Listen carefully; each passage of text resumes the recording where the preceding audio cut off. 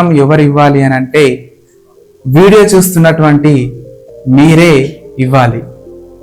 ఎవరైతే ముందుగా ఇస్తారో వారి యొక్క పేర్లను మేము నెక్స్ట్ వీడియోలో చూపించడం జరుగుతుంది.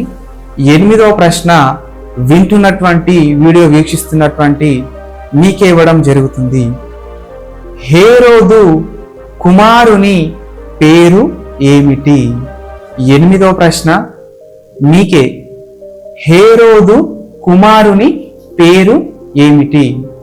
రిఫరెన్స్తో సహా మీ పేరుని అలాగే హేరోదు కుమారుని పేరుని మీరు కామెంట్ చేసి పంపించినట్లయితే మేము దాని స్క్రీన్ షాట్ తీసుకొని నెక్స్ట్ వీడియోలో మీ పేరుని మీరు చెప్పినటువంటి సమాధానాన్ని చూపించబోతున్నాం. మీరు ఆసక్తిగా ఇందులో పాలిభాగస్తులు అవ్వాలని మనస్ఫూర్తిగా కోరుకుంటున్నాను.